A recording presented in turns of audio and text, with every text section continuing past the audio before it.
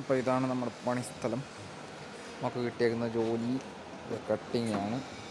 750 mm, അതായത് 75 സെൻറ്റിമീറ്ററിലാണ് cut ചെയ്യേണ്ടത്. നമ്മളെല്ലാം ഇവിടുത്തെ കണക്ക് വന്നിട്ട് 75 അപ്പോൾ ലെന്തൊക്കെ സെറ്റ് ചെയ്ത് വെച്ചിട്ടുണ്ട്. സ്റ്റോപ്പറും അവിടെ വെച്ചിട്ടുണ്ട്, കണ്ടാൽ മനസ്സിലാവും. ആ സ്റ്റോപ്പറിൽ തട്ടിക്കുമ്പോഴത്തേക്ക് ഇവിടെ വന്നിട്ട് ടൈറ്റ് ചെയ്യുക. ഇവിടെ ടൈറ്റ് ചെയ്യുക, കട്ടിങ്ങിൻ്റെ സ്വിച്ച് ഓണാക്കുക. അപ്പോൾ ഇവിടെ കട്ടിങ് സ്റ്റാർട്ടാവും. ലൂബ്രിക്കൻ്റ് എല്ലാം ഓട്ടോമാറ്റിക്കാണ്. ജസ്റ്റ് സെറ്റ് ചെയ്യുക, ടൈറ്റ് ചെയ്യുക, സ്റ്റാർട്ട് ചെയ്ത് വിടുക.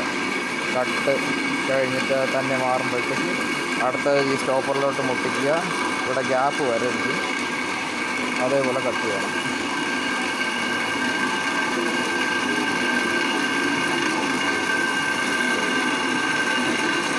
അങ്ങനെയുണ്ട്.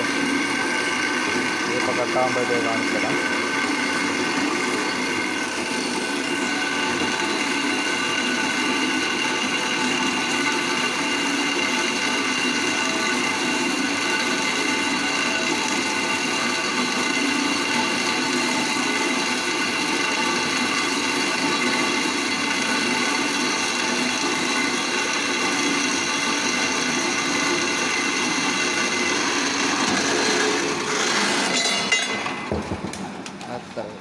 അത് കട്ടായി.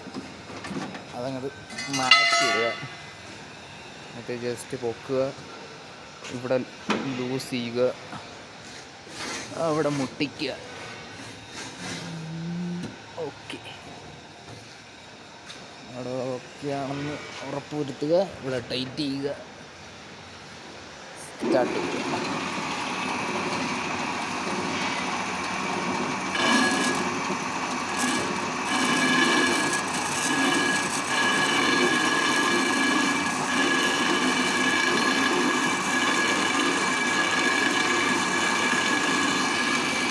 ഇതേപോലെ കട്ട് ചെയ്ത് വെച്ച് ഇതേപോലെ ഫ്രെയിം ആക്കുക.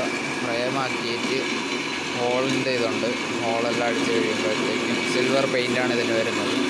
സിൽവർ പെയിൻ്റ് അടിച്ചിട്ട് നേരെ കമ്പനിക്ക് അയക്കുക. ഇതിപ്പോൾ കുറേ ഉണ്ട്, ഏകദേശം ടോട്ടൽ ഫ്രെയിം വന്നിട്ട് 388 സംതിങ് എങ്ങാണ്ടുണ്ട്. എല്ലാം ക്ലിയർ ചെയ്യണം.